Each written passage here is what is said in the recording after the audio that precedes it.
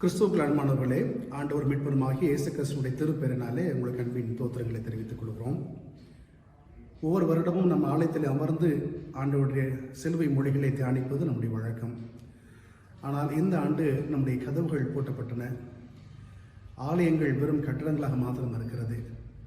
நாம் அமர்ந்து ஒன்றாக கூடி ஆண்டவருடைய வார்த்தைகளை தியானிப்பதற்கு ஒரு வாய்ப்பு இல்லை. ஆனால் ஆண்டவர் இந்த ஆண்டிலே ஒரு புதிய வழியை திறந்திருக்கிறார் நமக்காக.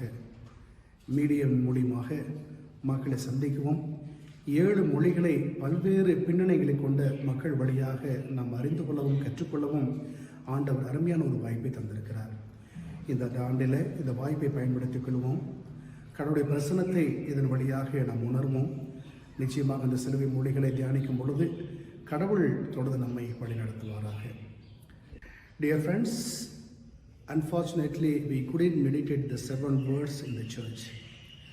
But God has made a new open door through media, internet, to share the 7 words of the cross around the world, irrespective of colors, gender, denomination, institutions, diocese, and so on. This is a wonderful opportunity to listen to the word of God through the internet. May Lord guide us and lead us. In the name of Jesus Christ, Amen.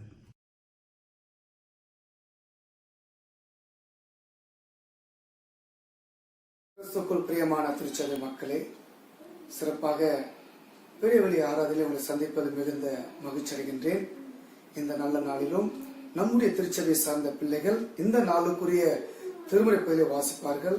குறிப்பாக ஏசாயா இறைவாக்கினர் நூல் 53ஆம் அதிகாரத்தை நம் பிள்ளைகள் வாசிப்பார்கள். வாசிக்கும்படியாக தெரிந்து கொள்ளப்பட்ட திருமறை பகுதி ஏசாயா 53ஆம் அதிகாரம் 1 6 வரை. எங்கள் மூலமாய் கேள்விப்பட்டதை விசுவாசித்தவன் யார்? கர்த்தருடைய புயம் யாருக்கு வெளிப்பட்டது? இளங்கிளையைப் போலவும் வறண்ட நிலத்திலிருந்து துளிர்க்கிற வேரை போலவும் அவனுக்கு முன்பாக எழுப்புகிறார். அவருக்கு அழகும் இல்லை, சௌந்தரியமும் இல்லை. அவரை பார்க்கும்போது நாம் அவரை விரும்பத்தக்க ரூபம் அவருக்கு இல்லாதிருந்தது. அவர் அசட்டை பண்ணப்பட்டவரும் மனுஷரால் புறக்கணிக்கப்பட்டவரும் துக்கம் நிறைந்தவரும் பாட அனுபவித்தவருமாய் இருந்தார். அவரை விட்டு நம்முடைய முகங்களை மறைத்துக் கொண்டோம்.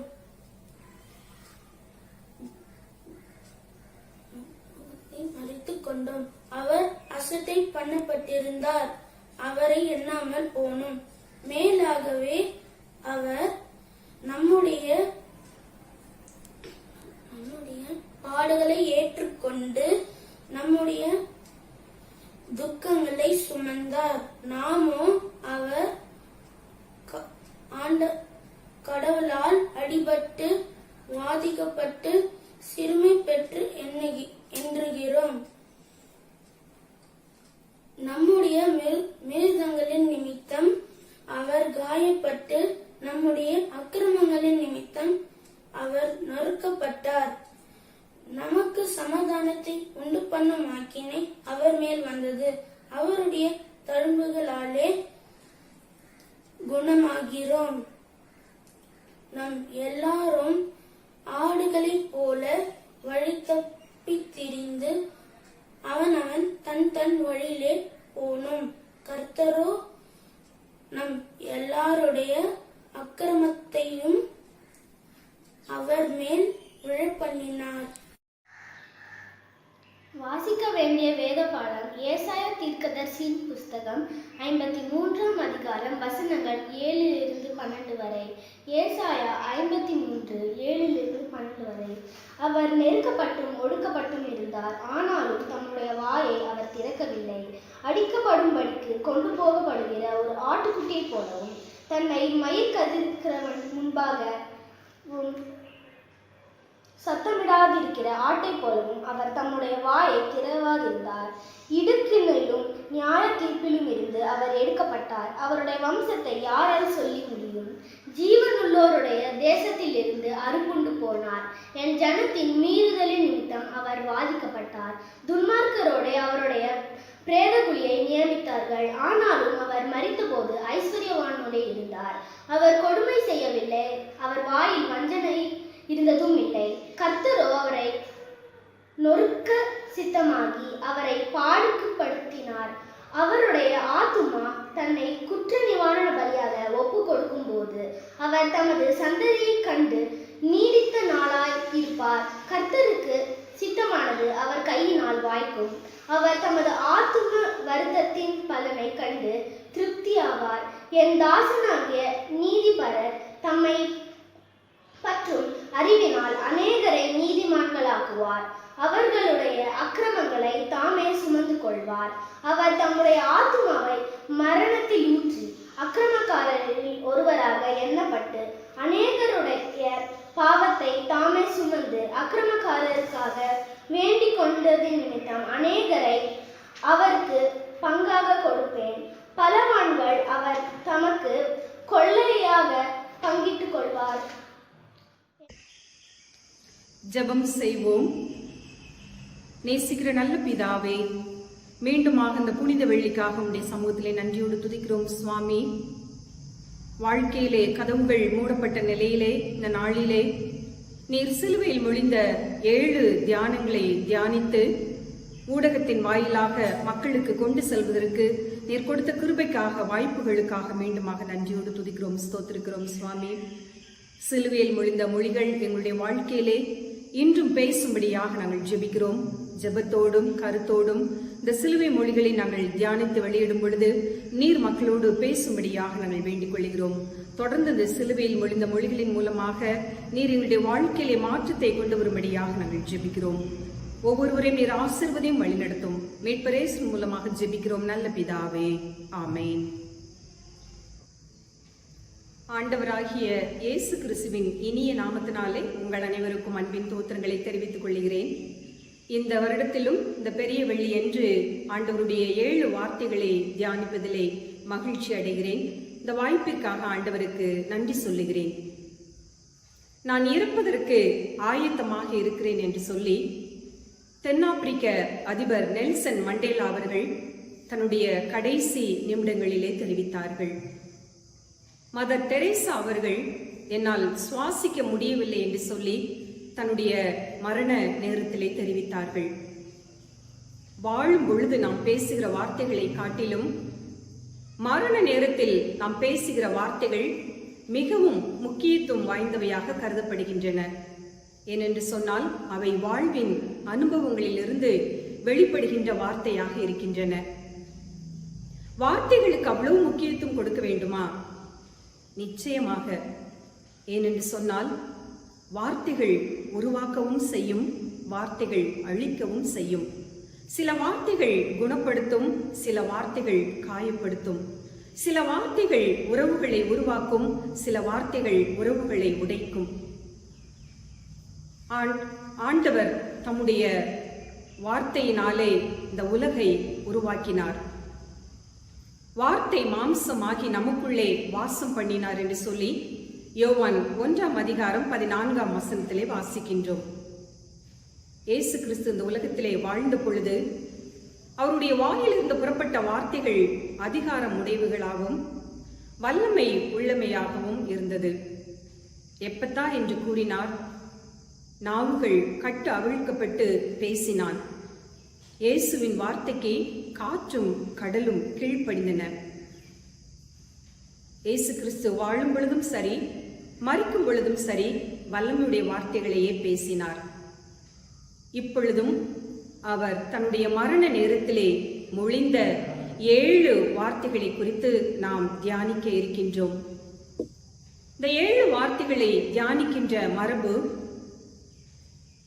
4ஆம் நூற்றாண்டிலேயே திருச்சபையின் காலகட்டங்களிலே ஏற்பட்டது என்று சொல்லி நாம் பார்க்கின்றோம்.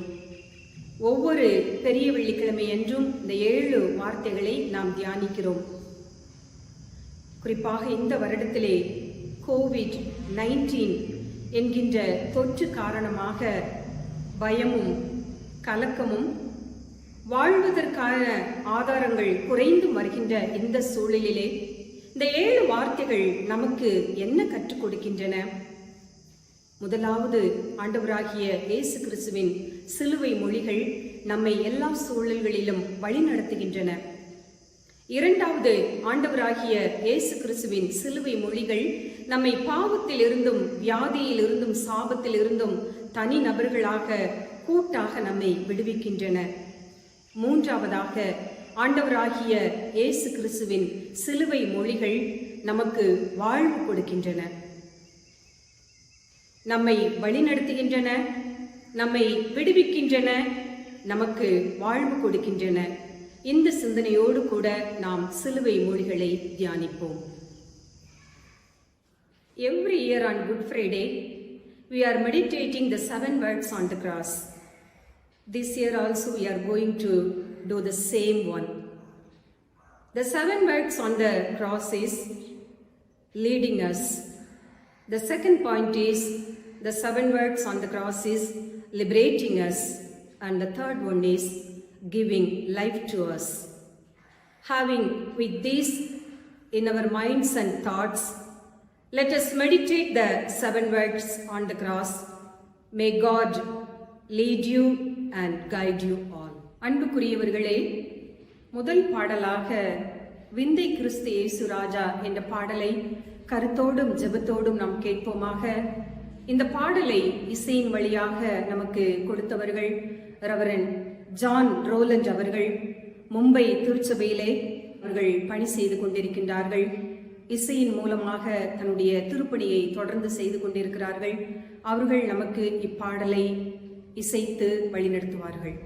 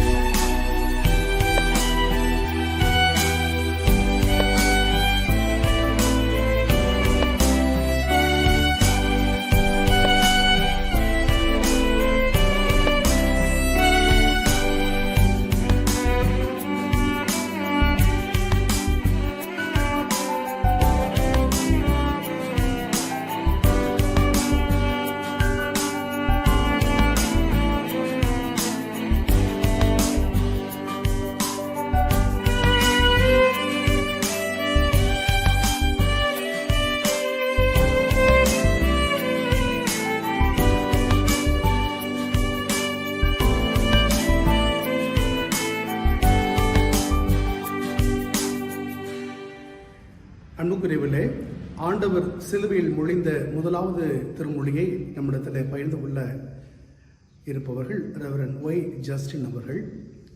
கர்நாடகா சென்ட்ரல் டயசிஸிலே ஆயராக அவர் பணி செய்து வருகிறார்கள். எனவே அவர்கள் வழியாக முதலாவது திருமொழியை நாம் தியானிப்போம். ஆண்டவராகிய இயேசு கிறிஸ்து நேர் நல்ல நாமத்தினாலே உங்கள் அனைவரையும் இந்த வாழ்த்துகின்றேன். இயேசு கிறிஸ்து சிலுவையில் மொழிந்த முதலாவது வார்த்தை அந்த லூக்கா நற்செய்தி நூல் 23ஆம் அதிகாரம் 34ஆம் வசனத்தில் அமைந்திருக்கிறது. பிதாவே இவர்களுக்கு மன்னியும் தாங்கள் செய்கிறது என்னதென்று அறியாதிருக்கிறார்கள். இந்த வார்த்தை நமக்கு சொல்லுகின்ற சத்தியத்தை இந்த நாளிலே நாம் சிந்திப்போம். பொதுவாக இந்த வார்த்தை மன்னிக்கிறதை குறிக்கின்ற வார்த்தையாக இருக்கின்றது. ஆனால் இந்த வார்த்தையிலே காணப்படுகின்ற 3 குணாதிசயங்களை குறித்து தான் நான் இந்த நாளில் சிந்திக்க இருக்கின்றோம். ஒரு சிலுவையிலே மொழிந்த இந்த வார்த்தை மன்னிப்பை குறித்து சொல்லுகின்றது. ஆண்டவர் இயேசு கிறிஸ்து பிதாவிடத்திலே இந்த பிள்ளைகளுக்காக, தன்னை கொடுமைப்படுத்த பிள்ளைகளுக்காக மன்னிப்பு கேட்கின்ற ஒரு செய்தியாக இது அமைந்திருக்குது. ஆனால் இந்த மன்னிப்புக்கு காரணமாக இருக்கின்ற ஆண்டவராகிய கடவுள் முக்கியமான நபராக இதிலே காணப்படுகின்றார். ஆண்டவராகிய கடவுள் அன்புள்ளவராக இருந்ததினாலே இந்த மன்னிப்பை தன்னுடைய மகனுக்கு கொடுமை செய்தவர்களுக்கு மன்னிக்கிற கடவுளாக இருக்கிறார் என்று சொன்னால் அது மிகையாகும். ஆகவே இதில் ஆண்டவராகிய கடவுள் முக்கிய இடத்தை வகிக்கின்றார். 2வது ஆண்டவராகிய இயேசு கிறிஸ்து அங்கே மக்களுக்கும் கடவுளுக்கும் இடையாக நின்று ஒரு தாய் குணத்தோடு கூட இந்த வார்த்தையை பிதாவிடத்தில் பேசுகிறதை நாம் பார்க்க முடிகிறது. பிதாவே இவளுக்கு மன்னியும் என்று சொல்லி ஆண்டவராக இயேசு கிறிஸ்து ஒரு தாய் உள்ளம் கொண்ட ஆண்டவராக அந்த பிள்ளைகளுக்காக பரிதபிக்கின்ற ஒரு அனுபவம். 3வது அங்கே ஆண்டவராக இயேசு கிறிஸ்துவை சிலுவையிலே அடித்த மனமாற தயாராக இல்லாமல் இருந்த மக்கள், அந்த மன்னிப்புக்கு தகுதியற்றவர்கள், மன்னிப்பு தகுதியற்றவர்களை இங்கே மன்னிக்கின்ற ஒரு வார்த்தையாக இது அமைந்திருக்கிறது என்று சொன்னால் அது வகையாக கிறிஸ்துவுக்குள் பிரியமானவர்களே. இந்த 3 குணாதிசயங்களை இந்த முதலாம் சிலுவை மொழி காட்டுகின்றது. அவருடைய அன்பு, அதோடு கூட ஆண்டவராகிய இயேசு கிறிஸ்துவின் தாய் உள்ளம், 3வது மனம் திரும்ப தயாராக இல்லாத பிள்ளைகளை கூட மன்னிக்கின்ற ஒரு வார்த்தையாக இது அமைந்திருக்கிறது. ஆகவே நாமும் இந்த சிலுவை மொழி சிந்திக்கின்ற வேளையில ஆண்டவருடைய மெய்யான அன்பை நாம் புரிந்து கொள்வோம். இந்த உலகத்திலே மன்னிப்பு இல்லை என்று சொன்னால் ஒருவரும் வாழ முடியாது. ஒருவேளை நாம் இந்த உலகத்திலே வாழ தகுதியற்றவர்களாக இருக்கிறோம். ஆனால் ஆண்டவருடைய மன்னிப்பு மறுபடியுமாய் நம்மை புதுப்பித்து இந்த உலகத்திலே நம்மை வாழ செய்து கொண்டிருக்கிறது. ஆகவே இந்த சிலுவை மொழியை சிந்திக்கின்ற வழியில கடவுளுடைய அன்பு, ஆண்டவருடைய தாயுள்ளம், மனம் திரும்ப வேண்டி அழைக்கின்ற ஒரு செய்தியாக அமைந்திருக்கிறது என்பதை இந்த நாளை நாம் சிந்திப்போம். முதலாம் திருவார்த்தையை கேட்ட நாம் ஒரு பாடலை கேட்போம். பாடலை பாடியவர்கள் ரெவரன் சசிகுமார் அண்ட் பிரேமா, திருச்சி தஞ்சை திருமண்டலத்தை சார்ந்தவர்கள், வாத்திய கருவிகள் இசைப்பதிலே புலமை பெற்றவர்கள். அவர்கள் பாடிய பாடலை கேட்போம். உப்பில்லாத பண்டம் குப்பையிலே, அதே போல மன்னிப்பில்லாத மானுடமும் அது குப்பையிலே. நம் ஆண்டவர் இயேசு சிலுவையிலே மன்னிப்பை வழங்கி நமக்கு வாழ்வளித்திருக்கிறார். நான் உங்களுக்கு மன்னித்தது போல நீங்களும் ஒருவருக்கொருவர் மன்னிங்கள் என்கிறார் நம் ஆண்டவர் இயேசு. மன்னிப்பு மன்னிப்பு மன்னிப்பு தேவா, மன்னிப்பு மன்னிப்பு தாருமே இறைவா, மன்னிப்பு தாருமே இறைவா, மன்னிப்பு மன்னிப்பு மன்னிப்பு தேவா.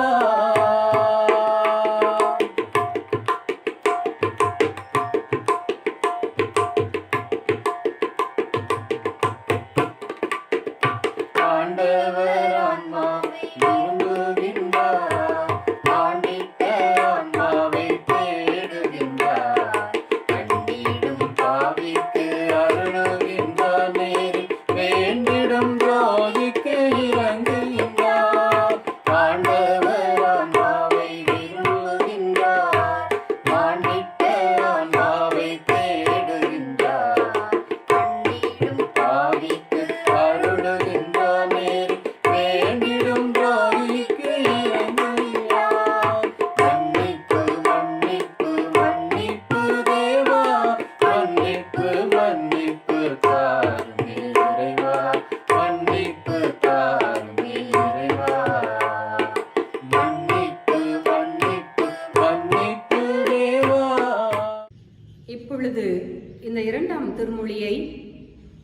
ரெவரண்ட் ஜேக்கப் அவர்கள் நம்மோடு கூட பகிர்ந்து கொள்வார்கள்.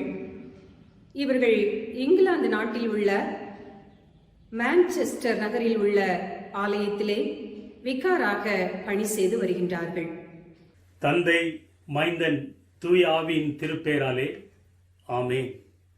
ஆண்டவரும் இரட்சகரும் உலக மீட்பருமாகிய நம் கடவுள் இயேசு கிறிஸ்துவின் பெயராலே உங்களுக்கு என்னுடைய வாழ்த்துதல்களை தெரிவித்துக் கொள்கிறேன். புனித வெள்ளியான இன்று உலகெங்கும் வாழ்கிறதான ஆண்டவருடைய மக்கள், ஆண்டவருடைய அடியார்கள் இயேசு கிறிஸ்து சிலுவையிலே உதித்ததான பொன்மொழிகளை குறித்து தியானம் செய்து கொண்டிருக்கின்றார்கள். அந்த வரிசையிலே நாமும் இயேசு கிறிஸ்துடைய வார்த்தைகளை குறித்து தியானிக்கும்படியாக கூடி வந்திருக்கிறோம். எனக்கு கொடுக்கப்பட்டதான தியான பகுதி இயேசு கிறிஸ்து சிலுவையிலே மொழிந்ததான 2வது திருவார்த்தை. இயேசு அவனை நோக்கி, இன்றே நீ என்னோட கூட பரதீசில் இருப்பாய் என்று மெய்யாகவே உனக்கு சொல்கிறேன் என்றார். இந்த பகுதியை நாம் தியானிக்கும் பொழுது இதோடு தொடர்புடைய மத்தேயு நற்செய்தியாளர் எழுதினதான பகுதியையும் நாம் பார்க்க வேண்டியது இருக்கின்றது. மத்தேயு 27வது அதிகாரம் 44வது வசனத்தில் எழுதப்பட்டிருக்கின்றது, அவரோட கூட சிலுவைகளில் அறையப்பட்டிருந்த கள்வரும் அந்தப்படியே அவரை நிந்தித்தார்கள். இயேசு கிறிஸ்துவின் இரு பக்கமும் கள்வர்கள் அறையப்பட்டிருக்கின்றார்கள். அந்த இரு கள்வர்களும் இயேசு கிறிஸ்துவை நிந்தித்தார்கள் என்று மத்தேயு நற்செய்தியாளன் எழுதுகின்றார். ஆனால் லூக்கா நற்செய்தியாளன் எழுதும் பொழுது அங்கே இன்னொரு பகுதியை, இன்னொரு நிகழ்வை நமக்கு சுட்டி காட்டுகின்றார். அந்த இரு கள்வர்களிலே ஒருவன் நல்ல கள்வனாக மாறுகின்றான். சிலுவையிலே தொங்கிக் கொண்டிருக்கும் பொழுது ஒரு மாற்றம் ஏற்படுகின்றது. தன்னோடு கூட சிலுவையிலே தொங்கிக் கொண்டிருந்தான மற்றொரு கள்வனை நோக்கி அவர்கள் 2 பேரும் ஒரு உரையாடலை நிகழ்த்துகின்றார்கள். இயேசு கிறிஸ்துவை குறித்ததான ஒரு உரையாடல். அந்த உரையாடலிலே இந்த மாற்றம் பெற்றதான கள்வன் தான் கடவுளுக்கு பயப்படுகிறவன் என்பதை அங்கே உறுதி செய்கின்றான். 2வதாக, நாம் பாவிகள், நாம் நம்முடைய பாவத்திற்கு தக்கதான தண்டனையை நாம் அனுபவிக்கின்றோம் என்று சொல்லுகின்றான். 3வதாக, நாம் தண்டிக்கப்பட வேண்டும், ஏனென்றால் நாம் பாவிகள். ஆனால் இயேசு கிறிஸ்துவோ எந்த குற்றமும் செய்யாதவர், அவர் தண்டனையை அனுபவித்துக் கொண்டிருக்கிறார் என்று சொல்லி இயேசு கிறிஸ்துவனுடைய அந்த பாடை, அந்த சிலுவையிலே அவர் தொங்கிக் கொண்டிருந்த அந்த அவமானத்தை, அது அவருக்கு தேவையில்லாத ஒன்று, அவர் இதற்கு எந்த பாவமும் செய்யாதவர் என்று சொல்லி இயேசு கிறிஸ்துவனுடைய இன்னசென்ஸை குறித்து அங்கே அவன் பேசுகின்றான். அது மட்டுமல்ல, இயேசு கிறிஸ்துவை அவன் ஆண்டவர் என்று சொல்லி தான் சிலுவையிலே தொங்கிக் கொண்டிருக்கும் பொழுது கூட அவன் அங்கே அறிக்கை செய்கின்றான். மேலும் உம்முடைய ராஜ்யம் வரும், ஒரு நாளில் உம்முடைய ராஜ்யம் வரப்போகின்றது, அப்படி உம்முடைய ராஜ்யம் வரும் பொழுது அந்த ராஜ்யத்திலே என்னையும் நினைத்துக் கொள்ளும் என்று அவன் வேண்டுகின்றான்.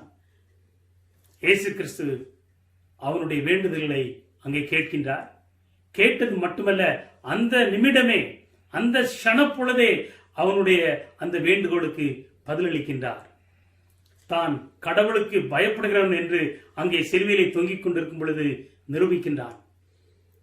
தான் ஒரு பாவி என்று சொல்லி அவன் தன்னுடைய பாவத்தை அவன் அறிக்கையிடுகின்றான். தன்னுடைய பாவத்திற்கு தக்கதான தண்டனையை நான் அனுபவித்துக் கொண்டிருக்கிறேன் என்று அவன் ஏற்றுக்கொள்கின்றான்.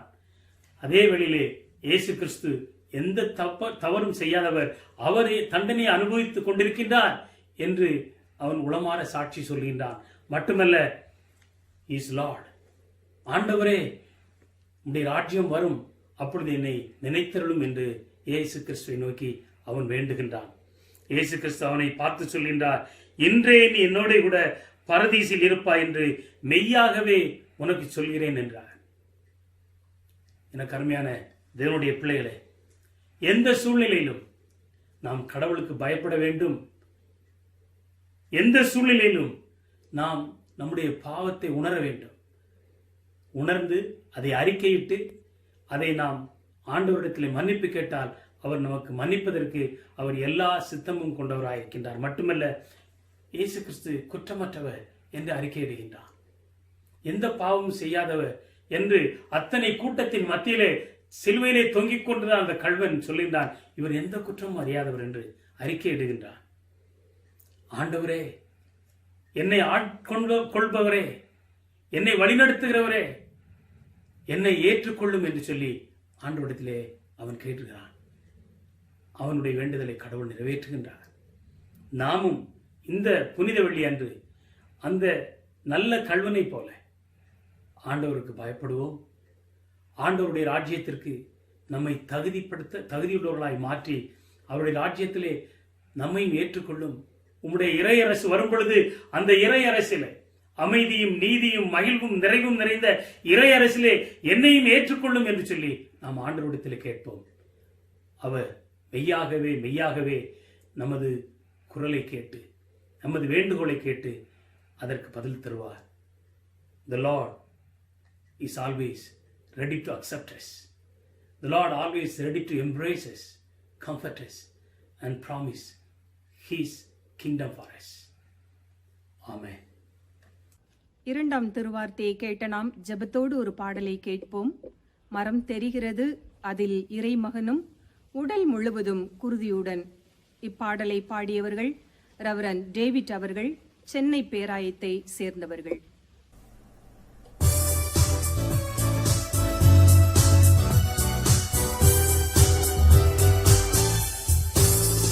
மரம் தெரிகிறது, அதில் இறை மகனும் உடல் முழுவதும் குருதியுடன்.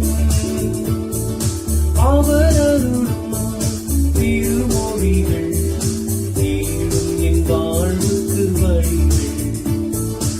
அவர் அருளும் திருமொழிகள் தேடும் என் வாழ்வுக்கு வழிகள். மரம் தெரிகிறது, உடல் முழுவதும் குருதியுடன். அவர் அருளும் திருமொழிகள் தேடும் வாழ்வுக்கு வழிகள்.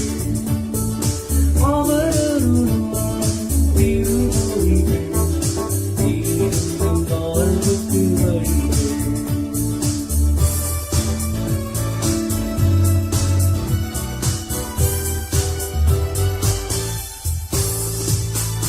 மன்னித்தார் எந்தன் தீவினைகள், அவர் மாபெரும் முதல் மொழியார். இயேசு மன்னித்தார் எந்தன் தீவினைகள், அவர் மாபெரும் முதல் மொழியார். வாழ்வழித்தார் சாவினின்றும் மீட்பளிக்கும் தம் மொழியார். வாழ்வழித்தார் சாவினின்றும் மீட்பளிக்கும் தம் மொழியார். மரம் தெரிகிறது, அதில் இறை மகனும் உடல் முழுவதும் குருதியுடன்.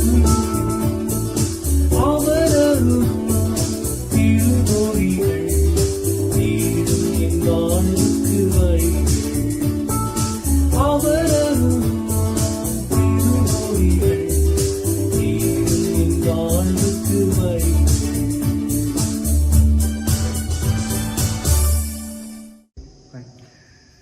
அன்புக்குரியவர்களே, ஆண்டவர் சிறுவில் மொழிந்த மூன்றாவது திருமொழியை நாம் கேட்டிருக்கிறோம். இந்த மூன்றாம் திருமொழியை நம்மிடத்தில் பகிர்ந்து கொள்ள இருக்கிறவர்கள் ரெவரண்ட் கிறிஸ்டிடா நித்திய கல்யாணி அவர்கள். தமிழ்நாடு சுவிசேஷ லூத்தரன் திருச்சபை சார்ந்தவர்கள். தற்போது அமெரிக்காவிலே முனைவர் பட்டத்துக்காக அவர் பயின்று கொண்டு வருகிறார்கள். மூன்றாம் திருமொழியை நம் பக்தியோடு நாம் கேட்போம். கிறிஸ்துவுக்குள் பிரியமானவர்களே, உங்கள் யாவருக்கும் ஆண்டவராகிய இயேசு கிறிஸ்துவின் நாமத்தினாலே அன்பின் சூத்திரங்களை தெரிவித்துக் கொள்கிறேன். ஆண்டவராகிய இயேசு கிறிஸ்து சிலுவையிலே மொழிந்த மூன்றாவது வார்த்தை, ஸ்திரீயே அதோ உன் மகன், அதோ உன் தாய். இயேசு கிறிஸ்து சிலுவையிலே அறையப்பட்ட பொழுது தன்னுடைய தாயை தன்னுடைய அன்பான சீடனிடம் ஒப்படைக்கும் தருணத்தையே நாம் இந்த மூன்றாவது வார்த்தையின் மூலமாக காண்கிறோம். இயேசு கிறிஸ்து இங்கு குடும்பத்தை பற்றியும் உறவுகளை பற்றியும் அதன் முக்கியத்துவத்தை வெளிப்படுத்துகிறவராக நாம் பார்க்கிறோம். இயேசு கிறிஸ்து தன்னுடைய தாயை தன்னுடைய சீஷனிடம் ஒப்படைக்கும் மூலமாக ஒரு புதிய உறவை உருவாக்குகிறார். உறவை உருவாக்கும் இறைவன், உறவை உருவாக்கும் இறைவன். இயேசு கிறிஸ்து தன்னுடைய வாழ்க்கையிலே உறவு என்பது ஒரு குறிப்பிட்ட ஒரு குறுகிய வட்டம் அல்ல என்பதை நமக்கு அறிவுறுத்துகிறார். தான் பிதாவோடு கொண்ட உறவையும் அவர் மக்களோடு கொண்ட உறவையும் ஒன்றையொன்று சார்ந்ததாக இருக்க நமக்கு காட்டுகிறார். அதே போல சில வேளைகளில் நாம் கடவுளோடு நெருங்கிய உறவை கொண்டிருப்போம். ஆனால் மக்களோடு கொண்டிருக்கிற உறவை நம் முக்கியத்துவத்தை நாம் மறந்திருக்கலாம். அதே போல சில வேளைகளிலே நம் மற்றவர்களோடு இருக்கிற உறவை நாம் முக்கியத்துவம் கொடுத்து கடவுளுக்கும் நமக்குமான உறவிலே நாம் சற்று பின்தங்கி இருக்கலாம். ஆனால் இன்றைக்கு இயேசு கிறிஸ்து நமக்கு சொல்லுவது, நாம் கடவுளோடு கொண்ட உறவையும் நாம் மனிதர்களோடு கொண்ட உறவையும் நாம் சமநிலையாக ஒன்றை ஒன்று சார்ந்ததாக இருக்கும் பொழுதுதான் நாம் கடவுளுடைய பிள்ளைகளாக வாழ முடியும். நாம் பார்க்கும் பொழுது இயேசு கிறிஸ்து தன்னுடைய வாழ்க்கையிலே தன்னுடைய சீடர்களை தெரிந்து கொண்டதிலிருந்து தன்னுடைய ஊழிய பாதையிலே ஒவ்வொரு விஷயத்திலும் பார்க்கும் பொழுது யாரெல்லாம் மற்றவர்களால் ஒதுக்கப்பட்டார்களோ, யாரெல்லாம் மற்றவர்களால் தள்ளப்பட்டார்களோ அப்படிப்பட்ட மக்களை தேடி அவர்களோடு உறவாடியதை நாம் பார்க்கலாம். பாவிகள் என்று எண்ணப்பட்டவர்களோடு சாப்பிட்டார். ஆண்டவராகிய இயேசு கிறிஸ்து குஷ்டரோகிகளை தொட்டு குணமாக்கினார் என்று நாம் அநேக வேளைகளிலே நாம் பார்க்கிறோம். இன்றைக்கு ஆண்டவராகிய இயேசு கிறிஸ்து நம்மை தெரிந்து கொண்டதன் மூலமாக இன்றைக்கு நமக்கு அப்பா பிதாவே என்று கூப்பிடத்தக்கதான ஒரு புத்திர சுவிகாரத்தையும் கொடுத்திருக்கிறார். இன்றைக்கு நாம் பார்க்கும் பொழுது இன்றைக்கு நாம் இந்த உறவுகளை எப்படியாக நினைக்கிறோம்?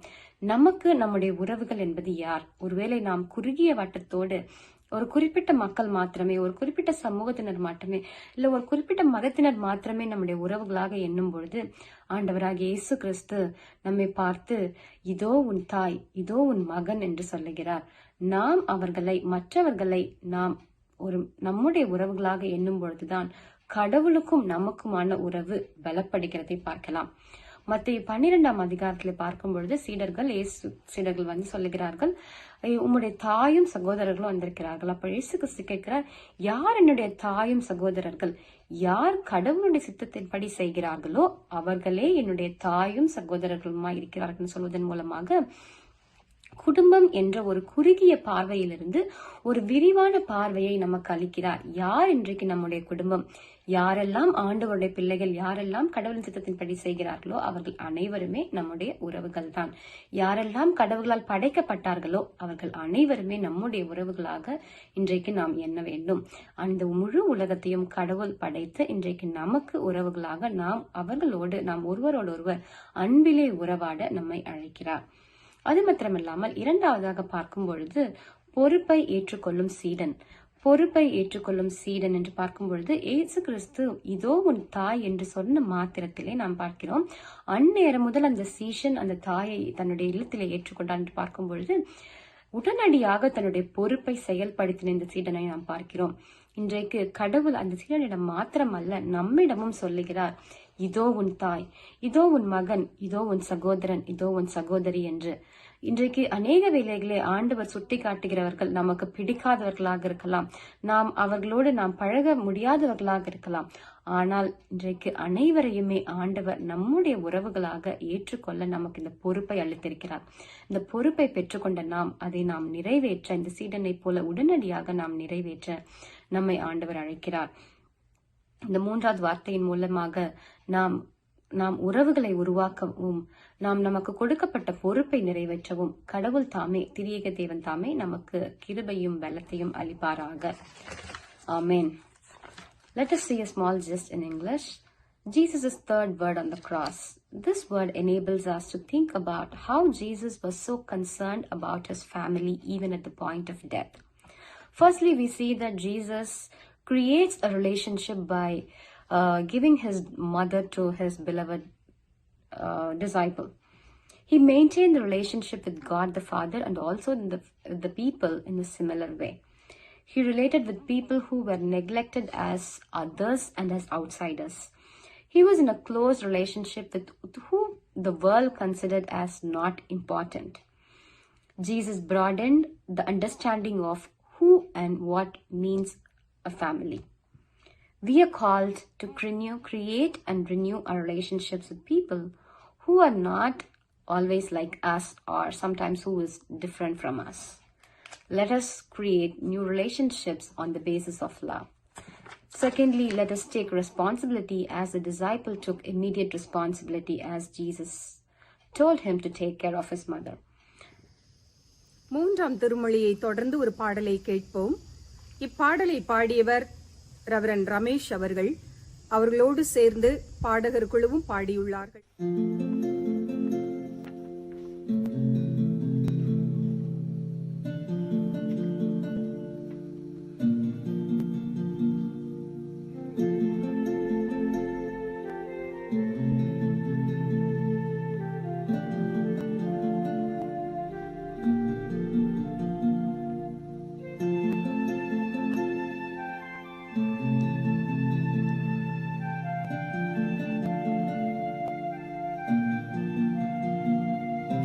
தாய் போல தேற்றி தந்தை போல ஆற்றி தோள் மீது சுமந்திடும் என் இயேசையா. தாய் போல தேற்றி தந்தை போல ஆற்றி தோள் மீது சுமந்திடும் என் இயேசையா. உம்மை போல புரிந்து கொள்ள யாரும் இல்லையே, உம்மை போல அரவணைக்க யாரும் இல்லையே, உம்மை போல புரிந்து கொள்ள யாரும் இல்லையே, உம்மை போல அரவணைக்க யாரும் இல்லையே. நீர் போதும் என் வாழ்விலே இயேசையா, நீர் போதும் என் வாழ்விலே, நீர் போதும் என் வாழ்விலே இயேசையா, நீர் போதும் என் வாழ்விலே. தாய் போல தேற்றி தந்தை போல ஆற்றி தோள் மீது சுமந்திடும் என் இயேசையா.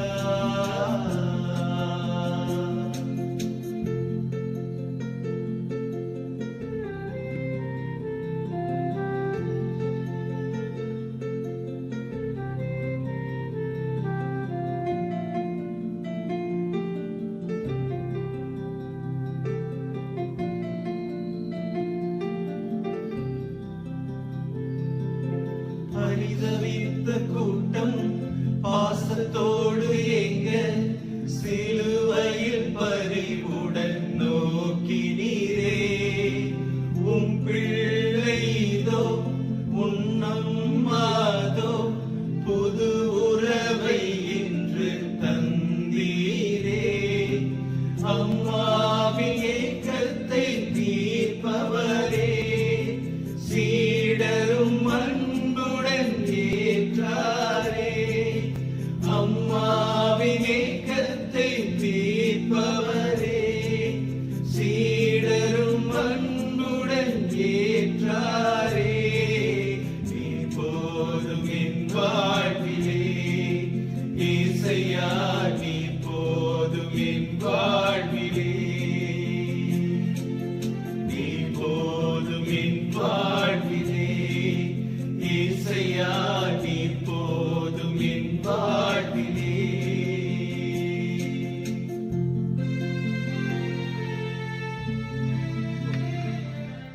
நான்காம் திருமொழியை நம்மோடு கூட பகிர்ந்து கொள்ள வருகின்றவர் ரெவரன் எட்வின் சாம் அவர்கள்.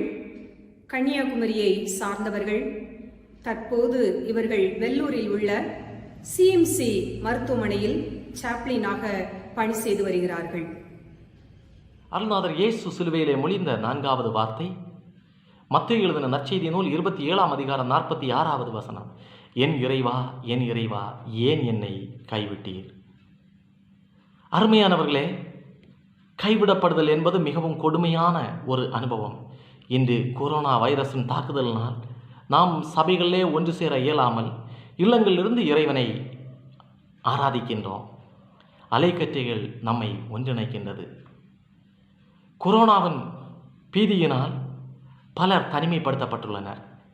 இத்தாலியின் பிரதமர் கதறுகிறார், எங்களால் எங்கள் மக்களை பாதுகாக்க முடியவில்லை என்று. அமெரிக்காவின் பிரதமர் இந்தியாவிடம் உதவியை நாடுகின்றார். உலக நாடுகளெல்லாம் ஒருதரப்பட்ட பீதிக்குள்ளாக கடந்து சென்று கொண்டிருக்கின்றது.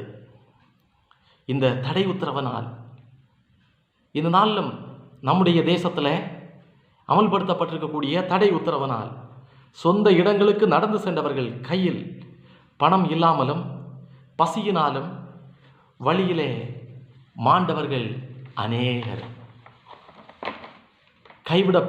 கைவிடப்பட்டவர்கள், தினக்கூலி மக்கள், வாழ்வாதாரத்தினை இழந்தவர்கள் எல்லாரும் இந்த கேள்வியினைத்தான் எழுப்புகிறார்கள். என் தேவனே, என் தேவனே, ஏன் என்னை எங்களை கைவிட்டீர் என்று சொல்லி. நம் தாய் திரு நாட்டில் மலர் தொடுக்கி மொட்டுக்களாகிய குழந்தைகள் கல்வி, சுகாதாரம், வாழ்வாதாரம் இழந்த நிலையில் வீதிகளில் வாழ்ந்து பாரம் சுமந்து பாலியல் வன்கொடுமைகளுக்கு உள்ளாகி வாழ்க்கை கருகிப்போன நிலையில் என் இறைவா, என் இறைவா, ஏன் எங்களை கைவிட்டீர் என கதறும் குரல் உங்களுக்கு கேட்கிறதா? ஒவ்வொரு ஆண்டும் இந்தியாவில் 5 வயதுக்கு முன்னே இறக்கும் பெண் குழந்தைகள் எண்ணிக்கை 12 லட்சத்திற்கும் மேல். பெண் குழந்தை என்றால் மருத்துவமனையிலே தூக்கி வீசி விட்டு செல்லுகின்ற பெற்றோர்கள் நம் நாட்டிலே இருக்கிறார்கள். இவர்களுடைய அபய குரலை நாம் கேட்கிறோமா? வரதட்சணை கொடுமை, பாலியல் வன்கொடுமைகள் நாளுக்கு நாள் அதிகரிக்கிறது.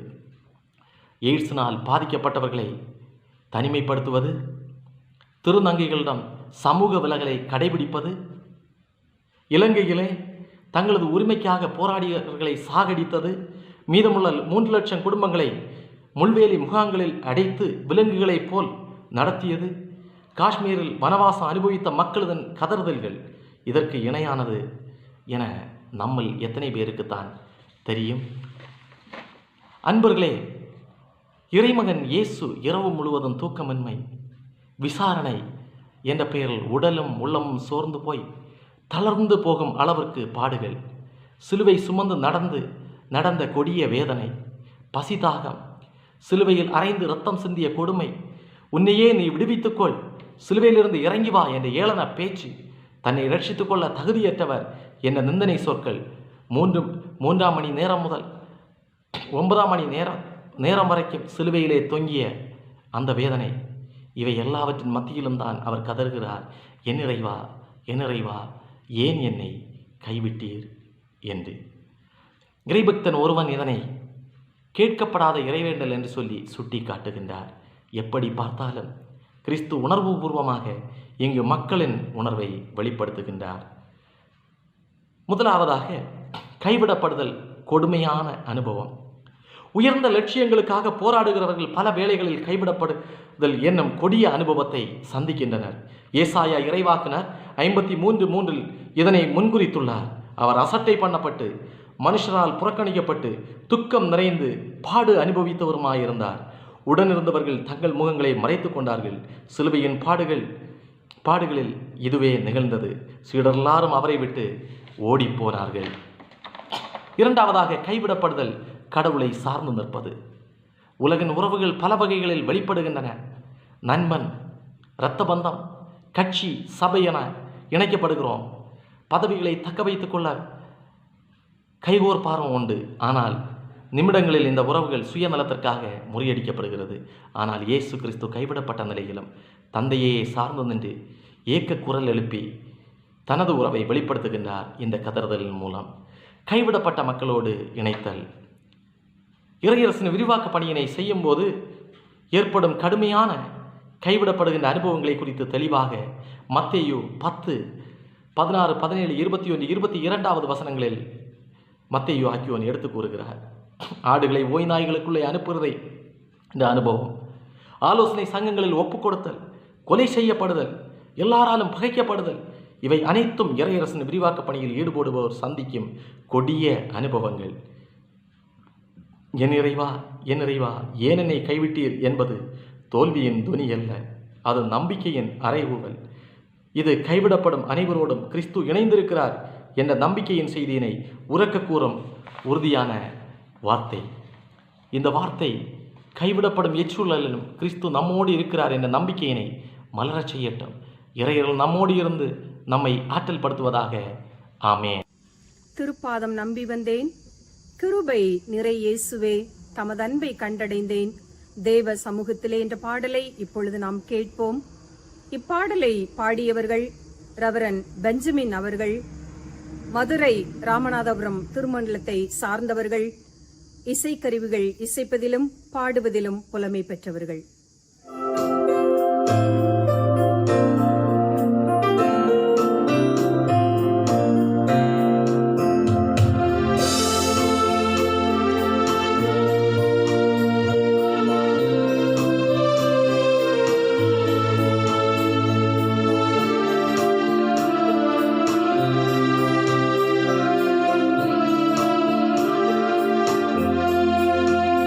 திருப்பாதம் நம்பி வந்தே கிருபை நீரை இயேசுவே தமதன்பை கண்டடைந்தே தேவ சமூகத்திலே தமதன்பை கண்டடைந்தே தேவ சமூகத்திலே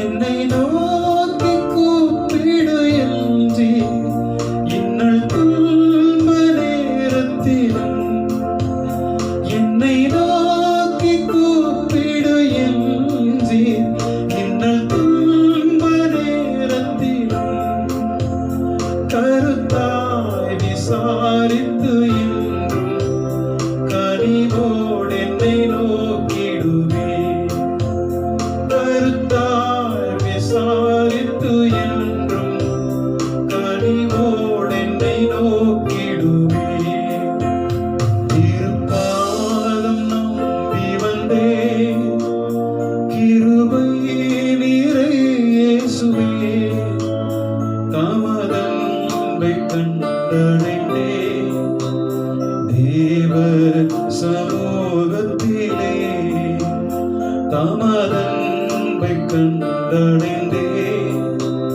தேவ சமூகத்திலே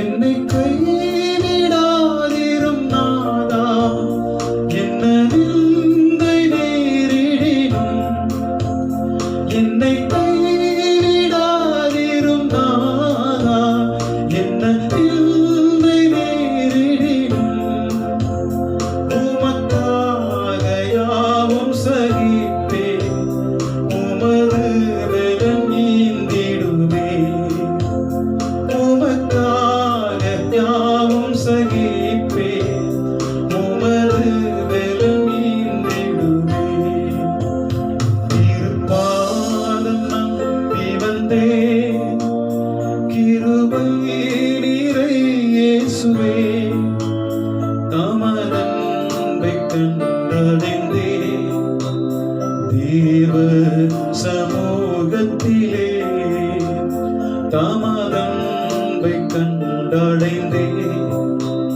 தேவ சமூகத்திலே. அன்புக்குரியவர்களே, ஆண்டவர் சிலுவையிலே மொழிந்த 5ஆம் திருமொழியை நாம் கேட்கிறோம்.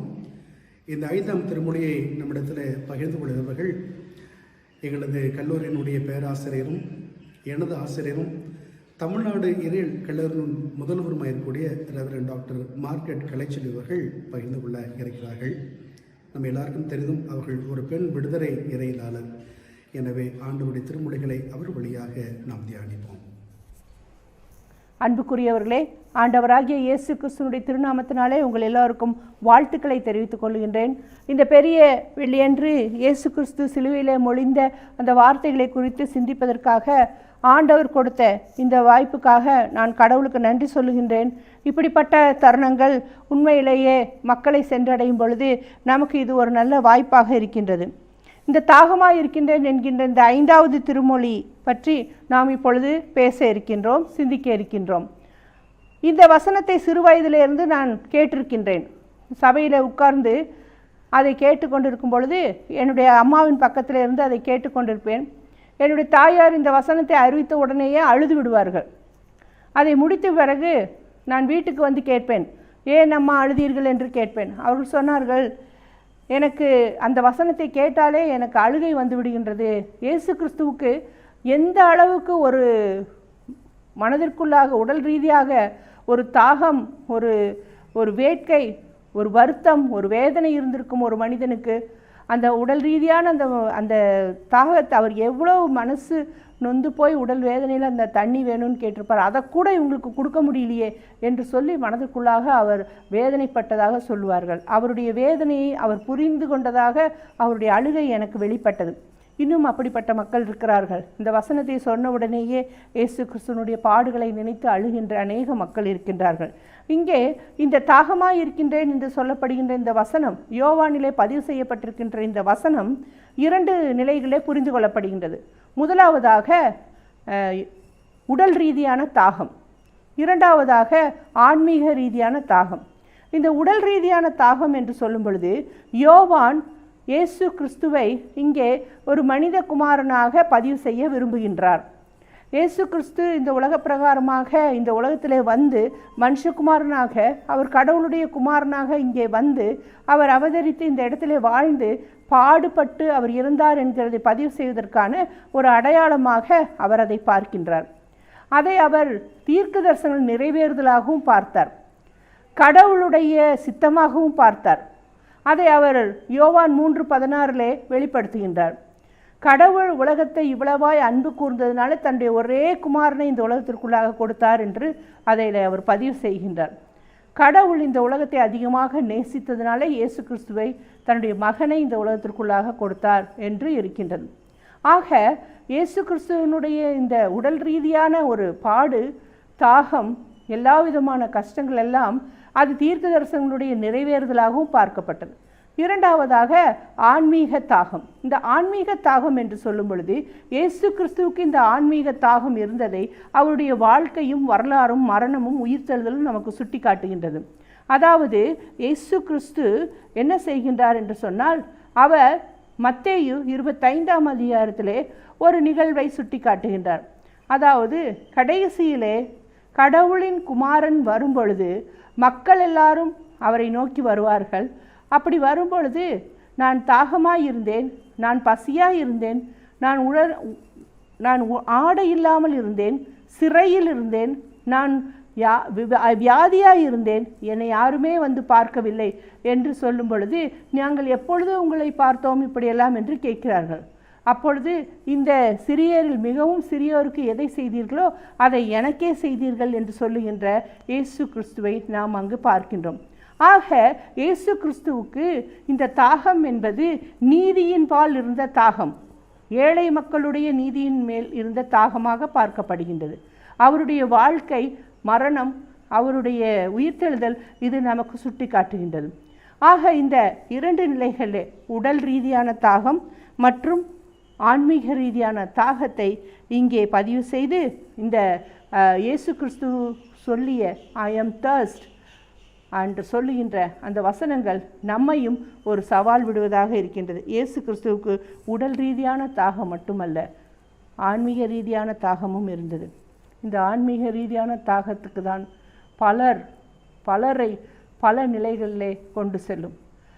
இயேசு கிறிஸ்துவின்பால் ஈர்க்கப்பட்டவர்கள் இந்த ஆன்மீக தாகமுடையவர்களாகவே இருந்தார்கள். ஆர்ச் பிஷப் ரொமேரோ ஆன்மீக ரீதியான தாகமுடையவராக இருந்தார். அவர் சுட்டு கொல்லப்பட்டார். நீதிக்காக பாடுபடும், நீதியின் நிமித்தம் துன்பப்படுகிறவர்கள் பாக்கியவான்கள் என்று வாசிக்கின்றோம். ஆக இயேசு கிறிஸ்துவனுடைய இந்த தாகம் நீதியின் தாகமாக இருக்கின்றது. அதை நாமும் பெற்றுக்கொள்வோம். அப்படிப்பட்ட தாகத்துக்கு நேராக நம்மை வழி நடத்த ஆண்டவர் நமக்கு கிருபை செய்வாராக. ஆமீன். The gist in English, friends, I am thirsty, the 5th verse is understood in 2 levels. The first one is the physical thirst of Jesus Christ. John is registering here that Jesus Christ is a Son of Man, and he says that it is it is the will of God, and that is registered. We read it in John 3:16, that because God so loved the world, he gave his only begotten Son to this world, because God loved this world, and that is revealed in Jesus Christ. And also this is the fulfillment of prophecy in Isaiah 69, 21st verse. So that fulfillment happened in Jesus' death on the cross. And the second one is the spiritual thirst.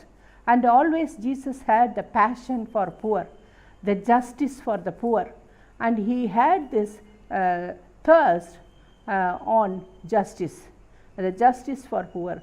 And Jesus, to follow Jesus Christ, we also should have this the thirst for justice. May God help us all. Amen. இப்பொழுது ஒரு பாடலை நாம் கேட்போம். இப்பாடலை பாடியவர் reverend GSM Francis அவர்கள், சென்னை பேராயத்தை சேர்ந்தவர்கள். சிறுவர்களுக்காக பல பாடல்களை எழுதி அவர்கள் பாடியுள்ளார்கள். விபிஎஸ்ஸிலும் UVBSிலும் இவர்கள் பல பாடல்கள் எழுதியுள்ளார்கள். அவர்கள் பாடிய பாடலை கேட்போம்.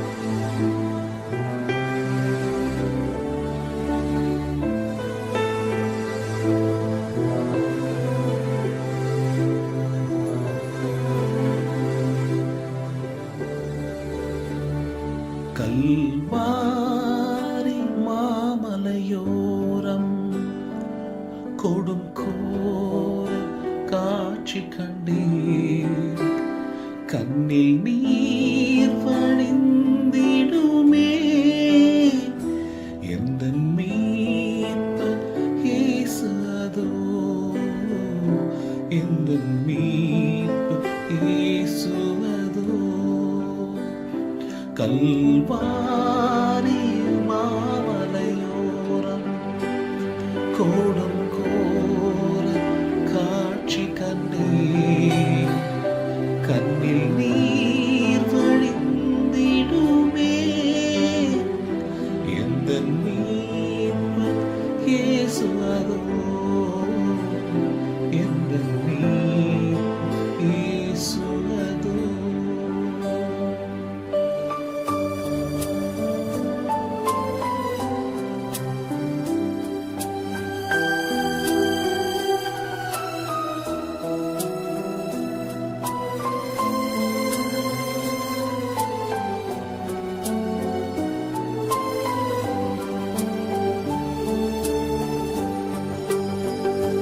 எருசலேமின் வீதிகளில் இரத்த வெள்ளம் கோலமிட, எருசலேமின் வீதிகளில் இரத்த வெள்ளம் கோலமிட, திருக்கோலம் நிந்தையா ஊரு குலைந்து சென்றனரே, திருக்கோலம் நிந்தையா ஊரு குலைந்து சென்றனரே, ஊரு குலைந்து சென்றனரே. கல்வாரி மாமலையோரம் கொடும் கோர காட்சி கண்டீர், கண்ணில் நீர் வழிந்திடுமே, எந்த மீட்பர் இயேசு அதோ, எந்த மீட்பர் இயேசு அதோ. கல்வாரி மாமலையோரம் கோடும் கோர காட்சி கண்ணீர் கண்ணில் நீர் வழிந்திடுதே எந்த மீட்பர் இயேசுநாதோ எந்த மீட்பர் இயேசுநாதோ எந்த மீட்பர் இயேசுநாதோ எந்த மீட்பர் இயேசுநாதோ.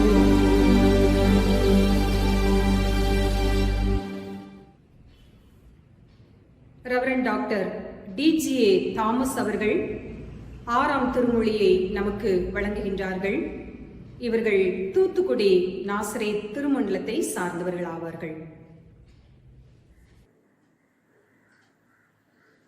ஆண்டவராகிய இயேசு கிறிஸ்து சிலுவையிலே மொழிந்த 6வது வசனம். யோவான் 19ஆம் அதிகாரம் 30ஆம் வசனம். இயேசு காடியை வாங்கின பின்பு முடிந்தது என்று சொன்னார். முரசு கொட்டுகிறவன், பாதையை சரி செய்கிறவன், இயேசுவை சிலுவையிலே அறைந்தவன், ஆணிகளை சுமந்து கொண்டு வந்தவன், கயிறுகளை தூக்கி வந்தவன், இப்படியெல்லாம் தங்களுக்கென்று அரசாங்கத்தினால் கொடுக்கப்பட்ட வேலையை அவர்களெல்லாம் செய்து முடித்திருக்கிறார்கள். அவர்களுடைய பார்வையிலே அவர்களுக்கு கொடுக்கப்பட்ட வேலைகள் முடிந்தது. இப்போது மறுபக்கத்திலே சிலுவையை சுமந்து உதவி செய்த சிரேனே ஊரானாகிய சீமோன் என்பவன் ஒரு பக்கத்தில் இருக்கிறான். மார்பிலே அடித்துக் கொண்டு புலம்பிக் கொண்டு வந்த பெண்மணிகளுடைய கூட்டம் ஒரு பக்கத்திலே இருக்கிறது. இயேசுவினால் சுகம் பெற்ற மாற்றுத்திறனாளிகளின் கூட்டம் ஒரு பக்கம் இருக்கிறது. இவர்களும் முடிந்தது என்று சொல்லுகிறார்கள். முடிந்தது என்கின்ற வார்த்தை யாருடைய வாயிலிருந்து வருகிறதோ அதிலிருந்துதான் நாம் அர்த்தத்தை புரிந்து கொள்ள முடியும். இயேசுனுடைய வாயிலிருந்து வருகிற முடிந்தது என்கிற வார்த்தை நிறைவேறிற்று என்று நாம் பொருள் கொள்ளலாம். எபிரேயர் 13ஆம் அதிகாரம் 12ஆம் 14ஆம் வசனத்திலே என் ஆண்டவர் நகரவாசலுக்கு வெளியே பாடுபட்டு தான் வந்த நோக்கத்தை நிறைவேற்றி இருக்கிறார். 3 காரியங்களை நான் ஞாபகப்படுத்துகிறேன்.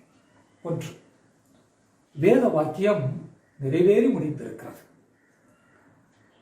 யோவான் 19ஆம் அதிகாரம் 28ஆம் வசனத்திலே நாம் பார்த்தால் எல்லாம் முடிந்தது என்று வேத வாக்கியம் நிறைவேறத்தக்கதாக என்று எழுதுகிறார். இந்த வேத வாக்கியம் கடந்த ஒரு வாரமும் அதிகமாக நிகழ்ந்து கொண்டே செயல்பாட்டில் இருந்து கொண்டே இருப்பதை நாம் பார்க்கலாம். தானியேல் 9ஆம் அதிகாரத்திலே 24ஆம் வசனத்திலே மேசியா சங்கரிக்கப்படுவார் என்கிற செய்தியும், சகரியா 9ஆம் அதிகாரம் 9ஆம் வசனத்திலே இதோ கழுதையின் மேலும் கழுதை குட்டியாகிய மரியின் மேலும் ஏறி வருகிறவர் என்கிறதிலும் ஆண்டவருடைய நிறைவேறுதலின் தீர்க்க தரிசனத்தை நாம் உணர்ந்து கொள்ள முடிகிறது. லூக்கா 19ஆம் அதிகாரம் 10ஆம் வசனத்திலே இழந்து போனதை தேடவும் ரட்சிக்கவுமே மனுஷகுமாரன் வந்திருக்கிறார். ஆம், என் ஆண்டவர் பாவியை மீட்டு எடுத்து தன்னுடைய வேலையை முடித்திருக்கிறார். கிருஷ்ணபிள்ளை ரட்சணை யாத்திரியத்தில் எழுதுவார். ஒவ்வொருவனும் ஒரு குண்டூசியின் நுனியளவு பாவம் செய்திருந்தால் கூட ஒட்டுமொத்த மனுக்குலத்தின் பாவங்களை மொத்தமாக கூட்டி சேர்த்தால் 1000 யானைகள் கட்டி இழுக்கக்கூடிய பாரமான சிலுவையாக அது மாறிவிடும். என் ஆண்டவர் நம் எல்லாருடைய பாவங்களை நிவர்த்தி செய்யும்படியாக அதை நிறைவேற்றி முடித்திருக்கிறார். பாவியை மீட்டெடுத்திருக்கிறார். வந்த நோக்கத்தை நிறைவேற்றி இருக்கிறார் என்று கிருஷ்ணபிள்ளை எழுதுவார். ஆம், என் ஆண்டவர் பாடுபட்டு பாடுபட்டு பாடுபட்டு மெலிந்து விடப்பட்ட ஆண்டவர், மெலிந்து போன ஆண்டவர். இந்த ஆண்டவர் வேத வாக்கியங்களை எல்லாம் நிறைவேற்றி முடித்திருக்கிறார். 2வதாக ஆண்டவருடைய பெரிய பணி மத்தேயு 21ஆம் அதிகாரம் 14ஆம் வசனத்திலே சொல்லப்பட்டிருக்கிறது. அப்பொழுது குருடரும் சப்பானிகளும், மன்னிக்கவும், குருடர்கள் சப்பானிகள் என்கிற வார்த்தையை நாம் இப்பொழுது பயன்படுத்துவதில்லை. பார்வையற்ற மாற்றுத்திறனாளிகளும் நடக்க முடியாத மாற்றுத்திறனாளிகளும் இயேசுவிடத்தில் வந்தார்கள். அவர் அந்த ஆலயத்திற்குள்ளே வைத்து அவர்களை சுஸ்தமாக்கினார், சுகப்படுத்தினார். என் அன்பு திருச்சபையே, கொரோனா வியாதியினால் உலகம் முழுவதும் பாதிக்கப்பட்டிருக்கிறார். ஒரு கேள்வி, இவர் யார், இவர் யார் என்கிற கேள்வி எல்லாரும் கேட்கிறார்கள். அதே கேள்வியை தான் எருசலேம் வீதிகளிலே கேட்டார்கள். இவர் யார்? ஆம், இவர் ஆண்டவர். எல்லாரையும் ஆலயத்திற்குள்ள அழைத்து வந்து அவர்களை சுகப்படுத்தி இருக்கிறார். ஆம், ஏசாயா 56:7 சொல்லுவார், அந்நிய புத்திரர்கள், அன்னகர்கள், திருநங்கையர்கள், இவர்களுக்கு தான் என்னுடைய வீடு ஜெப வீடு என்று எழுதப்பட்டிருக்கிறது என்று ஏசாயா சொல்லுவார். அதே வசனத்தை தான் இங்கு 13வது வசனத்திலே அவர் எடுத்து கையாளுகிறார். என்னுடைய வீடு சகல ஜனங்களுக்கும் ஜெப வீடு. ஆம், என் அன்பு திருச்சபையே, பார்வையற்றவர்களையும் நடக்க முடியாதவர்களையும் ஆலயத்திற்குள்ளே அழைத்து செல்கின்ற ஆண்டவர் புதிய ஆலய பிரவேசத்தை நமக்கு கற்றுத் தந்திருக்கிறார். நிறைவாக யோவான் 17:8 மனிதனுக்கு மாதிரியாக வந்த ஆண்டவருடைய செயல் நிறைவு பெற்றுவிட்டது. ஆம், நரம்புகள் இழுத்து கட்டப்பட்ட ஆண்டவர், நெருப்பில் இடப்பட்ட இலையை போல வாடி வாடி அழுத பெண்கள், சட்டியிலே மத்தினால் கடையப்படும் தயிரை போல மனமுடைந்து உருகி நிற்கின்ற ஒரு பேதுரு, கூத்தாடி கையிலே அகப்பட்ட குரங்கை போல என்ன செய்கிறோம் என்று செய்ய தவிக்காமல் இருக்கின்ற அந்த யூதாஸ், இவைகளுக்கு நடுவிலே என் ஆண்டவர் எல்லா வேலைகளையும் செய்து முடித்திருக்கிறார். முடிந்தது, என் ஆண்டவரின் வேலை முடிந்து விட்டது. என் வேலை முடிந்தது என்று சொல்லும் ஆண்டவர் உன் வேலை ஆரம்பித்து விட்டது என்று சொல்லுகிறார். என்ன உன்னுடைய வேலை நண்பனே, என் தாயே, தகப்பனே, சகோதரனே, உன்னுடைய வேலை என்ன? ஆண்டவருடைய வேத வாக்கியம் நிறைவேற நீ உழைக்க வேண்டும். தொழுவத்தில் இல்லாத ஆடுகளையும் நீ கொண்டு வந்து சேர்க்க வேண்டும். மனிதர்களாகி நமக்கு மாதிரியாக வாழ்ந்து சென்றிருக்கிற அந்த ஆண்டவரின் மாதிரியை நம்முடைய வாழ்க்கையிலே பின்பற்ற வேண்டும். எனக்கு கற்றுத்தந்த பேராசிரியர் வீப்பாக்கா சுந்தரனார் விளமாக எழுதுவார், ஆணியும் முள்முடியும் அள்ளும் கசையடியும் காணின் ஒரு கல்லும் அழும். ஆம், இந்த ஆண்டவரின் சிலுவை பாடுகள் நம் எல்லாருடைய கண்களிலும் கண்ணீரை தந்தாலும், இதயம் உடைந்து போய் இருந்தாலும், ஆண்டவர் சொல்லுகிறார், புதிய உலகை நாம் சமைப்போமார்கள், புதிய உலகை நாம் உருவாக்குவோமார்கள். முடிந்தது என்று தன்னுடைய வேலையை முடித்து சென்ற ஆண்டவர் புதிய பணியை நம்மிடம் தந்திருக்கிறார். அந்த பணியை தொடர்வோம், வாழ்வை வாழுவோம், நிறைவான வாழ்க்கையை ஆண்டவர் நமக்கு தருவாராக. ஆமென்.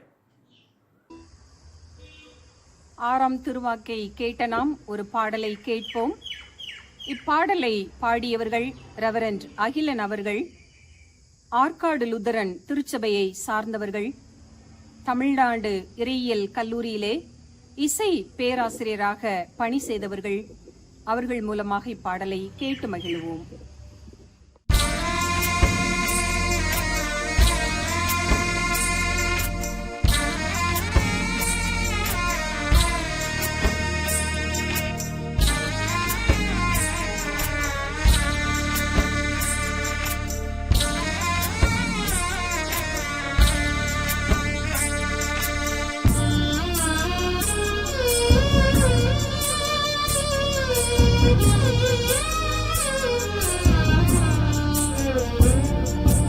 இயேசுவே இது நீயா, இயேசுவே இது நீயா, என் பாவக்கரை உனை சூழ்ந்ததோ, என் வாழ்வே கழுமரம் ஆனதோ, ஏன் இந்த கோலம், இது என்ன நியாயம், ஏன் இந்த கோலம், இது என்ன நியாயம், நான் கைமாறு என்ன செய்வேன், நான் கைமாறு என்ன செய்வேன், இயேசுவே இது நீயா, இயேசுவே இது நீயா.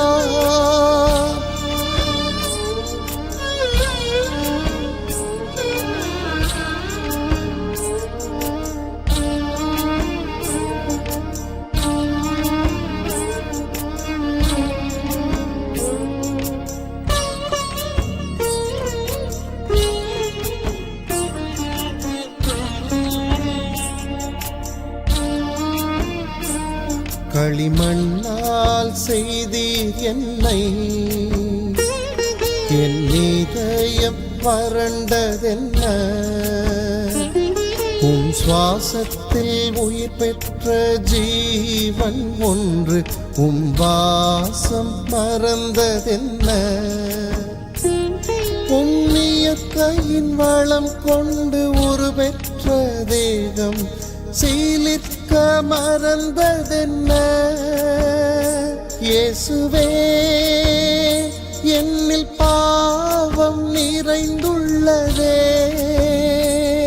என் பாவக்கரை உனை சூழ்ந்ததோ என் வாழ்வே கழுமரம் ஆனதோ ஏன் இந்த கோலம் இது என்ன நியாயம் ஏன் இந்த கோலம் இது என்ன நியாயம் நான் கைமாறு என்ன செய்வேன் நான் கைமாறு என்ன செய்வேன் இயேசுவே இது நீயா